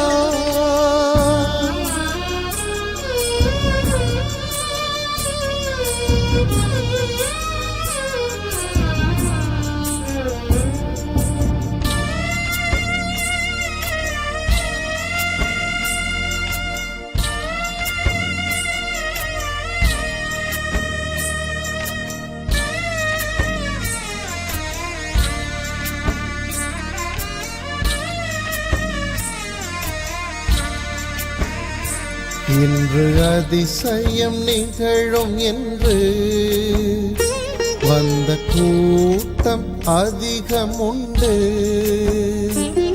கல்வாரி மேடையில் கள்வர்கள் நடுவில் ஏன் மன்னிக்க மன்றாடினே என் தேவனே தேவனே ஏன் என்னை கைவிட்டு என்று உயிர் துறந்தீ இயேசுவே உனை கொன்ற பாவியானே என் பாவக்கரை உனை சூழ்ந்ததோ என் வாழ்வே கழுமரம் ஆனதோ ஏன் இந்த கோலம் இது என்ன நியாயம் ஏன் இந்த கோலம் இது என்ன நியாயம் நான் கைமாறு என்ன செய்வேன் நான் கைமாறு என்ன செய்வேன் ஆண்டவர் சிலுவையில் மொழிந்த 7ஆம் திருமொழியை நாம் தியானிக்க இருக்கிறோம். ரெவரண்ட் டாக்டர் கிரேஸ் ஐடா ராஜன் அவர்கள் இந்த திருமொழியை நமக்கு பகிர்ந்து கொள்வார்கள். இவர் பல்வேறு நாடுகளுக்கு சென்றிருக்கிறவர்கள், பல்வேறு அனுபவங்களை கற்றுக்கொண்டவர்கள், ஆண்டுடைய வல்ல கருவியாக பயன்படுத்தப்பட்டு வருகிறவர்கள். மெதரஸ் திருச்சபையிலே ஆயராக அவள் பணியாற்றியிருக்கிறார்கள். எனவே அவர்கள் வழியாக இந்த 7ஆம் திருமொழியை நாம் தியானிப்போம். ஆண்டவரும் இரட்சகருமாக இயேசு கிறிஸ்துவின் நாமத்திலே உங்களுக்கு என்னுடைய வாழ்த்துக்களை தெரிவித்துக் கொள்கிறேன்.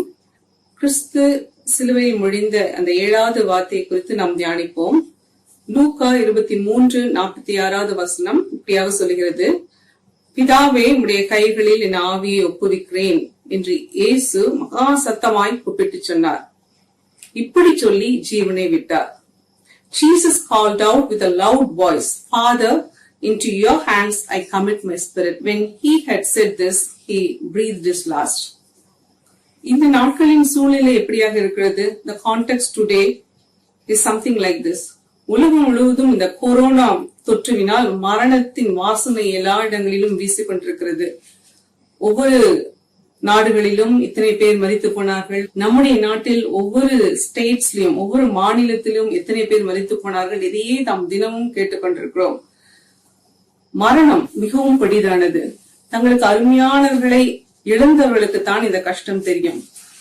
சில ஆண்டுகளுக்கு முன்பாக என்னுடைய தம்பியை, என் கசின், நான் இழந்த அந்த அனுபவம் இன்று நினைத்தாலும் எனக்கு அது வேதனையாக இருக்கிறது. இப்படி மரணத்தின் பாதையில் சென்றவர்களுக்கு தான் அந்த மரணத்தின் கஷ்டம் தெரியும். இயேசு கிறிஸ்துவை பற்றி சரித்திரம் என்ன கூறுகிறது, வேதம் என்ன கூறுகிறது? அவர் 33 வயது வாலிபனா இருக்கையில் தான் அவருக்கு இந்த சிலுவை மரணம் ஏற்பட்டது. 2 கேள்விகளை நான் உங்கள் முன்பாக வைக்க விரும்புகிறேன். ஏன் இயேசு இந்த கொடிய வேதனையுடன் கூடிய மரணத்தை அவர் தழுவ வேண்டும்? Why did Jesus have to undergo a painful death? Did he deserve it?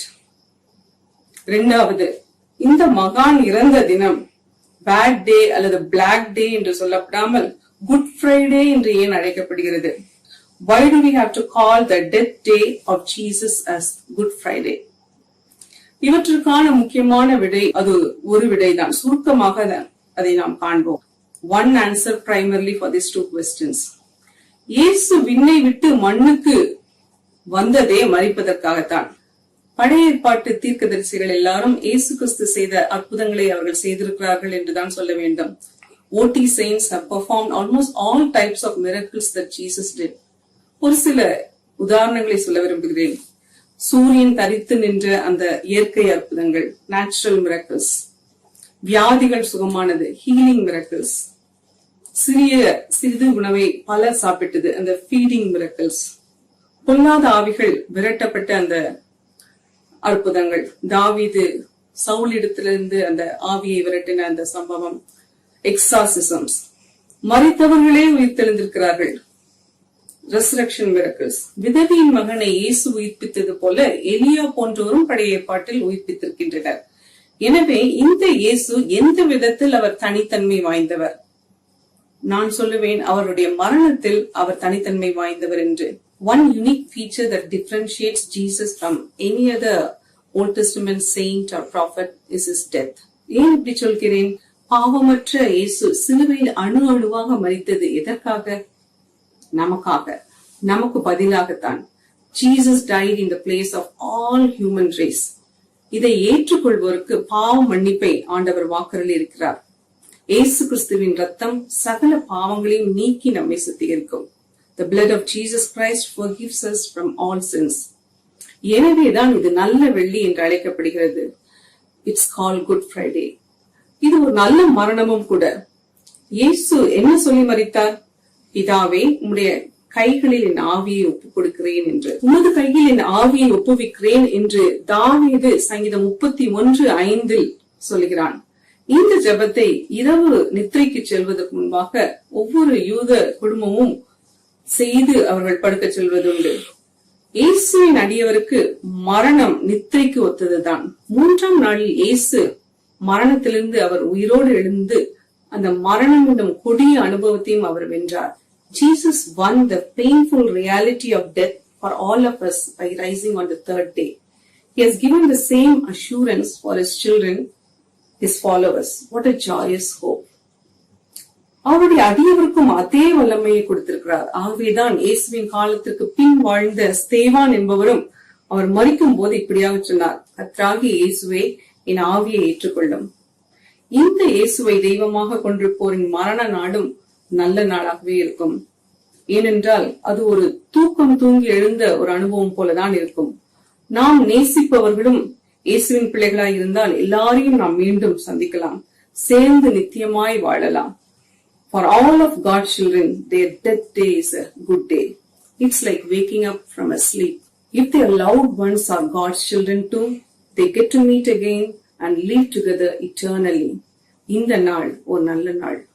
ஆமென்.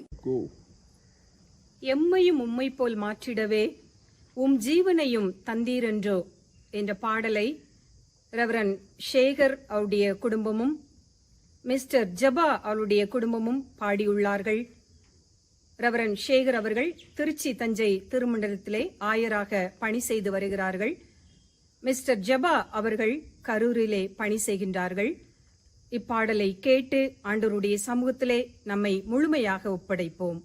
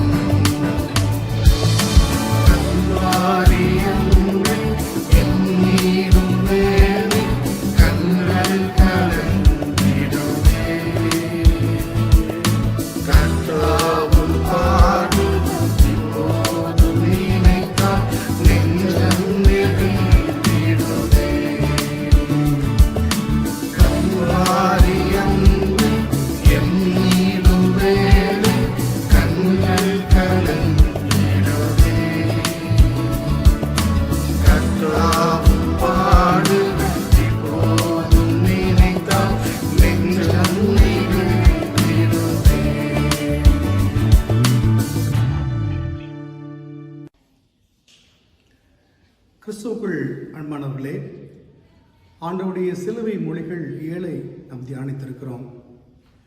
ஒவ்வொருவரும் தங்களுடைய அனுபவத்தின் வழியாக, தாங்கள் கற்றுக்கொண்டவர்கள் வழியாக, தங்களுடைய சாட்சியின் வழியாக 7 வார்த்தைகளை நம்மிடத்தில் பகிர்ந்து கொண்டிருக்கிறார்கள். இவை எல்லாவற்றுக்கும் முன்னோடியாக நம்முடைய ஆண்டவராய் இயேசு கிறிஸ்து கொல்கத்தா மலையில் சிலுவில இருந்து இந்த 7 திருமொழிகளை நமக்கு வழங்கினார்கள். இன்றும் அதை தியானித்து வருகிறோம். நம்முடைய வாழ்வில் என்ன தாக்கம் வந்திருக்கிறது, என்ன மாற்றம் வந்திருக்கிறது என்பதை கண்டு உணர்ந்து அர்ப்பணிக்கின்ற ஒரு தருணம் இவைகள். ஒவ்வொரு வருடம் நாம் கேட்பதோடு மாத்திரம் நிறுத்திக் கொள்ளாமல் அது நம்முடைய வாழ்க்கையில பல மாற்றங்களை கொண்டு வர வேண்டும் என்ற உணர்வோடு இந்த வார்த்தைகளை நம்முடைய செயல் வடிவில் காட்டுவதற்கு நாம் முயற்சிப்போம். மன்னிக்கின்ற ஆண்டவர், நம்மை சேர்த்துக் கொள்கின்ற ஆண்டவர், புது உறவை தருகின்ற அன்பின் ஆண்டவர், நாம் கைவிடப்படவில்லை, உங்களோடு கூட இருக்கிறேன் என்று சொன்ன ஆண்டவர், நம்முடைய தாகத்தை தீர்க்கிற ஆண்டவர், நமக்காக யாவையும் செய்து முடிக்கின்ற ஆண்டவர், நம்மை ஒப்படைப்புக்கு நேராக வழிநடத்துகின்ற ஆண்டவர் நம்மோடு கூட இருக்கிறார். மரணம் ஒரு முடிவல்ல, ஆண்டவர் உயிர்த்தெழுந்தார். அந்த உயிர்த்தெழுந்த பாடல்கள் அருமையான பாடல்கள். அவர் ஆட்டுக்குட்டியை போல அடிக்கப்பட்டார், ஆனால் ராஜ சிங்கத்தை போல அவர் உயிர்த்தெழுந்தார் என்று நாம் பாடுகிறோம். எனவே நாம் ஆட்டுக்குட்டியானுடைய வாரிசுகள் என்பதோடு மாத்திரமல்ல, யூத ராஜ சிங்கக்குட்டிகள் என்பதை நாம் மனதில் கொள்வோம். இந்த சிலுவை மொழிகளுடைய பாதைகளை தொடர்ந்து அடியெடுத்து நடப்போம். உயிர்த்தெழுந்த ஆண்டவர் நம்மோடு கூட இருக்கிறார். நிச்சயமாக நம்மை அர்ப்பணிப்போம். இந்த சிலுவை மொழிகள் நம்முடைய வாழ்விலும், நம்முடைய திருச்சி வாழ்விலும், நம்முடைய குடும்ப வாழ்விலும் ஒரு பெரிய மாற்றத்தை கொண்டு வரும். ஆண்டவருக்கு வல்ல சீடனாக நம்மை உருவாக்கும். ஆண்டவர் விரும்புகின்ற இறையாட்சியை நிறுவுவதற்கு நம்மை கருவிலாக நம்மை மாற்றும். எனவே அப்பேற்பட்டதான கிருபைகளை ஆண்டவர் தந்தல்வராக. உயிர்த்தெழுந்த ஆண்டவர் நம்மோடு கூட இருக்கிறார். இந்த சிலுவை மொழிகளை தியானிப்பதோடு மாத்திரமல்ல, நாம் கடைசி வரைக்கும் எடுத்து செல்வோம். ஆண்டவருடைய சாட்சியிலாக வாழ்வோம். கடவுள் நம்மை வழிநடத்துவாராக. நிறைவு பாடலை பாடியவர்கள் மிஸ்ஸஸ் ஜெசிகா செல்வின் குடும்பம் அவர்கள். இவர்கள் சாரட்டக்கர் கல்லூரியிலே ஆங்கில துறையின் தலைவராக பணி செய்தவர்கள். ஆண்டவருக்காக தன்னை அர்ப்பணித்து குடும்பமாக ஊழியம் செய்து வருகின்றவர்கள், பாடுகின்ற வரம் மிக்கவர்கள். இவர்கள் பாடிய பாடலை இப்பொழுது கேட்டு கடவுளுடைய சமூகத்திலே நம்மை அர்ப்பணிப்போம்.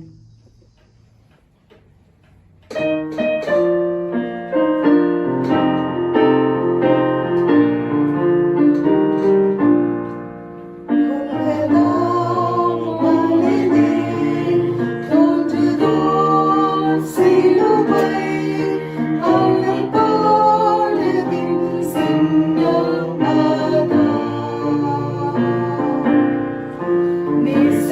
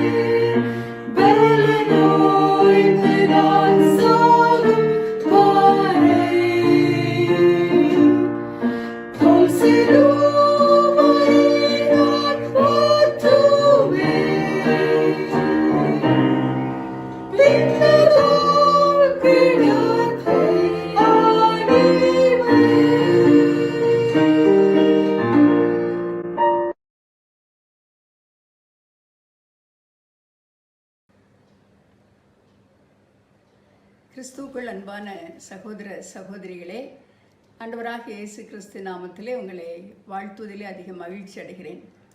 நம்மை சுற்றிலும் நம்மை பயமுறுத்தும் சூழ்நிலைகள் இருக்கிற போதும் நாம் அமைதியாக ஆண்டவரை ஆராதிக்க, அவருடைய வார்த்தைகளை தியானிக்க ஆண்டவர் நமக்கு ஏற்படுத்தி கொடுத்த அந்த நாளுக்காக அவருக்கு நாம் நன்றிகளையும் துதிகளையும் ஏறெடுப்போம். இந்த நாளிலும் ஆண்டவராகிய இயேசு கிறிஸ்து நம் மீது வைத்த உன்னதமான அன்பையும் அவருடைய சிலுவை பாடுகளையும் அவர் சிலுவையில் இருந்து மொழிந்தருளிய வார்த்தைகளையும் நாம் தியானிக்க ஆண்டவர் கிருபை செய்தார். இந்த தியானமும் அதனுடைய ஆழமான உண்மைகளும் இந்த நாளில் மட்டுமல்லாமல் நம்முடைய வாழ்நாள் முழுவதும் நம்மளோடு கூட இருந்து நமக்கு அர்ப்பணிப்பின் வாழ்வை ஏற்படுத்த ஆண்டவர் கிருபை செய்யும்படியாக ஜெபிப்போம்.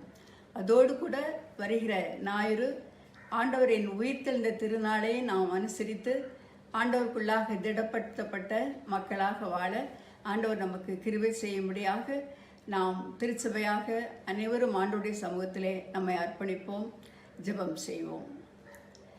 எங்கள் அன்பின் ஆண்டவரே, இந்த நல்ல நாளுக்காக நாங்கள் உம்மை துதிக்கிறோம், ஸ்தோத்திரிக்கிறோம். உம்முடைய அளவற்ற கிருபையாலும் இரக்கத்தாலும் சிலுவை தியானத்தை நாங்கள் செய்யவும், உம்முடைய சத்தியங்களை கற்றுக்கொள்ளவும், உம்முடைய வார்த்தைகளின் உன்னதமான உண்மையை நாங்கள் அறிந்து கொள்ளவும் நீர் எங்களுக்கு கொடுத்த இந்த வேலைக்காக நாங்கள் உமக்கு நன்றிகளையும் துதிகளையும் ஏறெடுக்கிறோம். திருச்சபையாக, குருவானவர்களாக, திருச்சபை குடும்பங்களாக, உம்முடைய வார்த்தைகளை பகிர்ந்து கொண்ட அடியார்களாக எங்கள் அனைவரையும் உம்முடைய சமூகத்திலே நாங்கள் அர்ப்பணிக்கிறோம். அன்றுவரே, நீர் எங்களுக்கு முன்மாதிரியாக சிலுவையிலே மொழிந்தருளிய அனைத்து வார்த்தைகளையும் நாங்கள் பின்பற்றி வாழ எங்களுக்கு நீர் கிருபை செய்தருளும். எங்களுடைய வாழ்நாள் முழுவதும் அதை மறவாத மக்களாக நீர் எங்களுக்கு கொடுத்திருக்கின்ற பொறுப்புகளை நிறைவேற்றி நாங்களும் கூட உம்முடைய சமூகத்திலே முடிந்தது என்று உம்மை நோக்கி தைரியத்தோடு பார்க்கவும், உம்முடைய திருக்கரங்களிலே எங்களுடைய ஆவியை ஒப்பு கொடுக்கும் தக்கதான அர்ப்பணிப்பையும் பலத்தையும் எங்கள் ஒவ்வொருவருக்கும் நீர் கட்டளையிட்டருளும். எல்லா தீங்குக்கும் ஆபத்துக்களுக்கும் விலக்கி எங்களை நீர் பாதுகாத்து கொள்ளும். எல்லாவற்றுக்கும் மேலாக ஆண்டவரே, உம்மை மகிமைப்படுத்தும் தனிப்பட்ட நபர்களாகவும் குடும்பங்களாகவும் திருச்சபையாகவும் நாங்கள் வாழ எங்களுக்கு நீர் கிருபை செய்தருள வேண்டும் என்று எங்கள் அருமை மீட்பர் இயேசு கிறிஸ்துவின் மூலம் வேண்டிக் கொள்கிறோம் பிதாவே, ஆமேன். நம்முடைய ஆண்டவராகிய இயேசு கிறிஸ்துடைய கிருபையும் பிதாவாகிய கடவுளுடைய அன்பும் பரிசுத்த ஆவியானுடைய ஆசீர்வாதமும் வழிநடத்தலும் பாதுகாப்பும் நாம் அனைவரோடும் இன்றும் என்றும் சதா காலமும் நிலைத்திருப்பதாக. ஆமேன். ஆண்டவர் உங்களை ஆசீர்வதிப்பார்.